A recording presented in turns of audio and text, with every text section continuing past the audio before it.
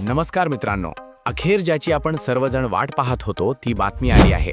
राज्यातील जिल्हा परिषद आणि पंचायत समितीच्या निवडणुकांचे बिगुल वाजले आहे। निवडणूक आयोगाने तारखा जाहीर केल्या असून राजकारण आता तापायला सुरुवात झाली आहे। आजच्या या व्हिडिओमध्ये आपण पाहणार आहोत मतदान कधी आहे, अर्ज कधी भरायचे आणि कोणत्या जिल्ह्यात ही निवडणूक होणार आहे। सविस्तर माहितीसाठी व्हिडिओ शेवटपर्यंत नक्की पहा।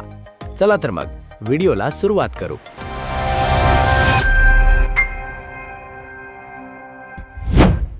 राज्य निवडणूक आयोगाने 13 जानेवारी 2026 रोजी अधिकृत घोषणा केली आहे। सध्याच्या टप्प्यात 12 जिल्हा परिषदा आणि 125 पंचायत समित्यांसाठी हा कार्यक्रम जाहीर झाला आहे। चला तर मग सर्वात आधी महत्त्वाच्या तारखा टाइमलाइन्स नोट करून घेऊया। निवडणुकीची अधिकृत निवडणूक 16 जानेवारीला निघेल। उमेदवारी अर्ज भरण्यासाठी 16 ते 21 जानेवारी हा वेळ देण्यात आला आहे।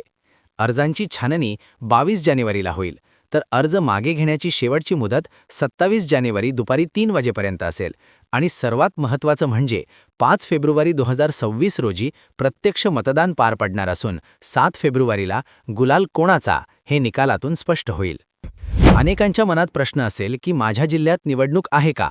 तर मित्रांनो, पहिल्या टप्प्यात या जिल्ह्यांचा समावेश आहे: पुणे, सोलापूर, सातारा, सांगली आणि कोल्हापूर। कोकणातील रत्नागिरी, सिंधुदुर्ग आणि रायगड, मराठवाड्यातील लातूर, परभणी, धाराशिव आणि छत्रपती संभाजीनगर। ज्या ठिकाणी आरक्षणाची मर्यादा 50% आत आहे तिथे या निवडणुका होत आहेत। उर्वरित 20 जिल्ह्यांबाबतचा निर्णय लवकरच अपेक्षित आहे। निवडणूक जाहीर झाल्यामुळे संबंधित जिल्ह्यांमध्ये आदर्श आचारसंहिता लागू झाली आहे। याचा अर्थ आता नवीन सरकारी घोषणा किंवा विकास कामांची उद्घाटने करता येणार नाहीत। तसेच 1 जुलै 2025 पर्यंत ज्यांचे नावे मतदार यादीत आहेत तेच नागरिक या निवडणुकीत मतदान करू शकतील। जर तुम्हाला तुमचे नाव तपासायचे असेल तर निवडणूक आयोगाच्या वेबसाईटवर नक्की चेक करा।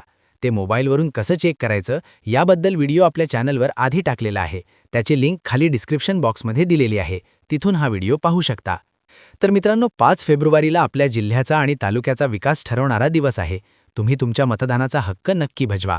तुम्हाला या निवडणुकांबाबत काही शंका असतील किंवा तुमच्या मतदारसंघातील परिस्थिती काय आहे हे आम्हाला कमेंट बॉक्समध्ये नक्की सांगा। हा व्हिडिओ जास्तीत जास्त लोकांपर्यंत शेअर करा आणि अशाच अपडेट्ससाठी आपल्या चॅनलला सबस्क्राईब करायला विसरू नका। धन्यवाद।